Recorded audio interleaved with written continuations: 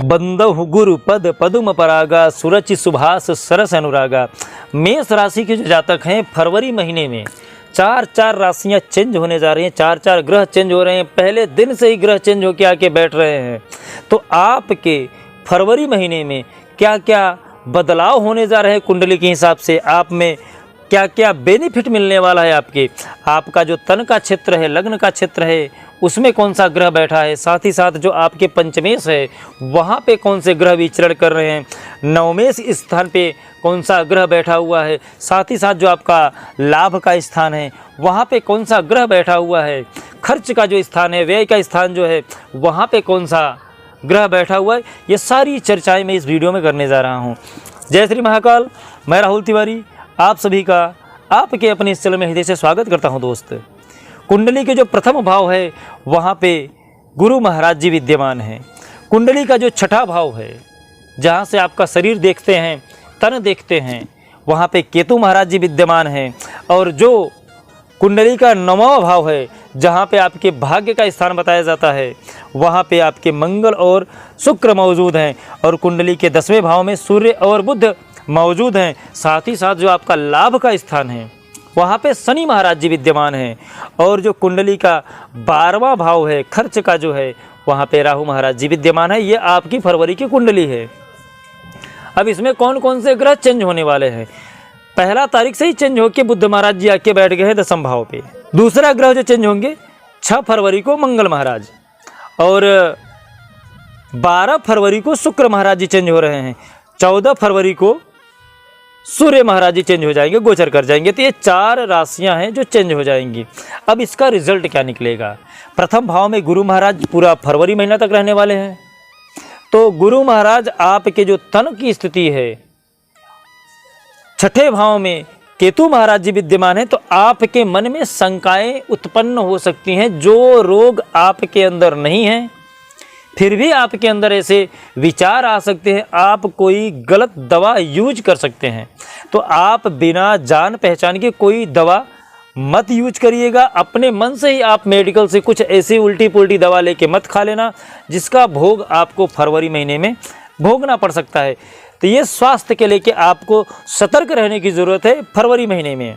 साथ ही साथ जो कुंडली का 7वां भाव है वहाँ पे चंद्रमा विद्यमान है। चंद्रमा का बहुत ज़्यादा लेखा जोखा नहीं लिया जाता है। कारण ये है कि हर 2.5 दिन पे चंद्रमा मूव कर जाते हैं, इसलिए चंद्रमा को बहुत ज़्यादा पकड़ने की ज़रूरत नहीं होती है कुंडली में। फिर भी चंद्रमा जिस तरीके से मूव करते हैं उसका प्रभाव आपके ऊपर मन के ज़रूर पड़ता है, क्योंकि मन चंचल रहना ये चंद्रमा का ही कार्य करता है। तो चंद्रमा को आप हमेशा शांत करते रहिएगा। लास्ट में मैं उपाय बता दूंगा। जो आपका भाग्य का स्थान है, कुंडली का जो भाग्य का स्थान है, वहाँ पे मंगल और शुक्र बैठे हुए हैं। और ये दोनों घर जो बैठे हैं इस समय आपके 9वें भाव में, वो दोनों के दोनों चेंज हो जाएंगे। 6 फरवरी से मंगल चेंज हो जाएंगे। 6 फरवरी को मंगल चेंज होके चले जाएंगे आपके कुंडली के 10वें भाव पे, जहां पे सूर्य और बुध मौजूद है। तो जब मंगल मूव करके चले जाएंगे 6 फरवरी से, तब वहां पे आपके अंदर चिड़चिड़ापन थोड़ा सा देखने को मिलेगा, क्योंकि सूर्य और मंगल जब साथ में आते हैं, दोनों गर्म ग्रह हैं, तो थोड़ा अंदर से उत्तेजना बढ़ेगी, क्रोध बढ़ेगा। तो आप अपने क्रोध के ऊपर शांति रखिएगा। साथ ही साथ आपके शिक्षा में विकास करेंगे, क्योंकि जहाँ पर मंगल और सूर्य साथ में मिल जाते हैं वहाँ पे आपकी बुद्धि बड़ी तेज हो जाती है, उग्र भी हो जाती है और तेज भी हो जाती है। तो आप अपने क्रोध को थोड़ा सा शांत रखिएगा। आपका जो कार्य है वो सफल ज़रूर हो जाएगा। और मंगल महाराज जब चेंज हो जाते हैं और सूर्य के सानिध्य में आ जाते हैं, तो दोनों गर्म ग्रह हैं, आपका तापमान बढ़ जाता है। तो थोड़ा अपने आप को संभाल के रहिएगा फरवरी महीने में, क्रोध को थोड़ा सा नियंत्रित करिएगा। और 12 फरवरी को शुक्र महाराज भी चेंज हो जाएंगे। आपके भाग्य के स्थान से निकल के आपके पिता के स्थान पे चले जाएंगे, कर्म के स्थान पे 10वें भाव में बैठ जाएंगे। तब यहाँ पे सूर्य, मंगल, बुध, शुक्र 4 ग्रह विद्यमान हो जाएंगे। इससे क्या होगा कि आपके मन में बड़ी सारी कन्फ्यूजन हो जाएंगी। अचानक आप अपने आप को बहुत ज़्यादा पावरफुल महसूस करने लगोगे और यही आपकी गलतफहमी होगी, क्योंकि कुछ ऐसी चीज़ें होती हैं, क्योंकि लग्न में गुरु महाराज जी बैठे हैं, तो यहाँ पर आप अपने को थोड़ा सा नियंत्रित करिएगा। फरवरी महीने में बहुत जल्दी विकास के चक्कर में मत पड़िएगा। फरवरी महीना आपका विकास का महीना बोला जा सकता है, क्योंकि इसमें हर दृष्टि से आपको लाभ दिखाया जा रहा है। तो आप लाभ तो मिलेगा, लेकिन उसके साथ साथ आपका जो मन है वो बढ़ जाएगा, थोड़ा सा वो परिवर्तन होगा, बार बार चंचलता का शिकार हो सकता है। इसलिए थोड़ा सा मन के ऊपर काबू रखिएगा। विकास, धन, संपदा, शिक्षा सब आपको फरवरी महीना में मिलने जा रहा है, शुरुआती दिन से ही मिलने जा रहा है। 14 फरवरी को सूर्य महाराज मुंह कर जाएंगे।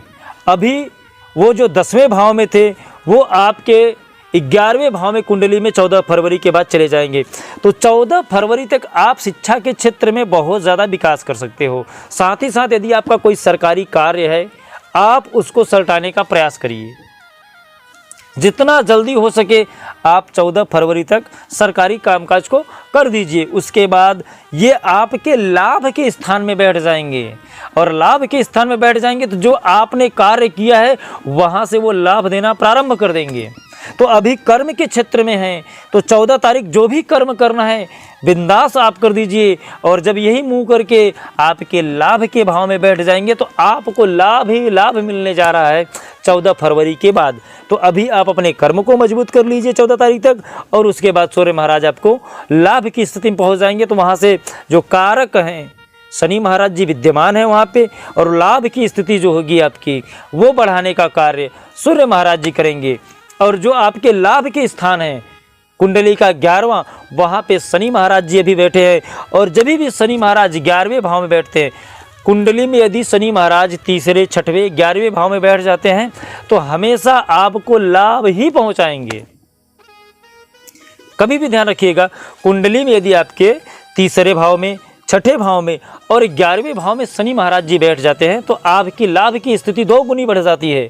तो शनि महाराज लाभ तो पहुंचा ही रहे, साथ ही साथ सूर्य महाराज जी 14 फरवरी के बाद लाभ पहुंच रहे हैं। तो आपका हर जगह लाभ ही लाभ होने जा रहा है।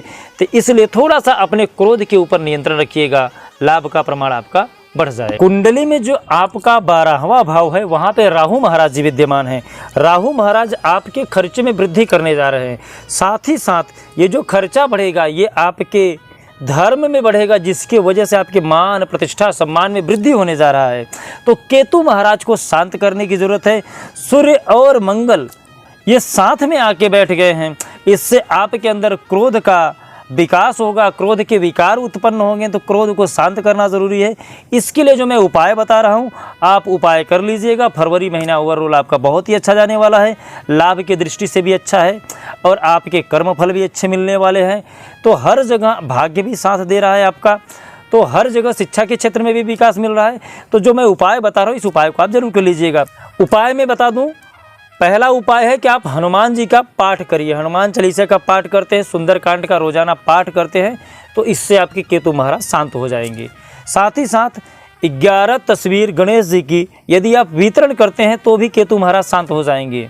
और यदि आप रोजाना हनुमान चालीसा का 3 पाठ करते हैं तो इससे आपके जो मंगल हैं, जो आपके मन में विकार उत्पन्न हो रहे हैं, क्रोध उत्पन्न हो रहे हैं, उससे आपको निजात मिल जाए। यदि और भी कोई समस्या आपकी है तो आप हमें कमेंट में अपना नाम और अपना नंबर और साथ ही साथ अपना जन्म तारीख लिखना ना भूलिएगा। समस्या भी साथ में ज़रूर लिखिएगा। यदि आपकी जन्म तारीख नहीं है तो आप अपना नाम और अपनी समस्या जरूर लिखिएगा। जैसे ही हमें समय मिलेगा मैं आपसे संपर्क करूंगा और जो भी उपाय होगा उचित वो बताने का प्रयास करूंगा। अपने व्यक्तित्व को इतना महान बनाइए कि जो बड़े हैं वो आपसे सम्मान पा सके, जो छोटे हैं वो आपसे प्रेम कर सकें, और साथ ही साथ कोई भी स्त्री आपसे सहजता से बात कर सके। जय श्री महाकाल। आपका दिन शुभ हो, मंगल हो, स्वस्थ रहे, मस्त रहे।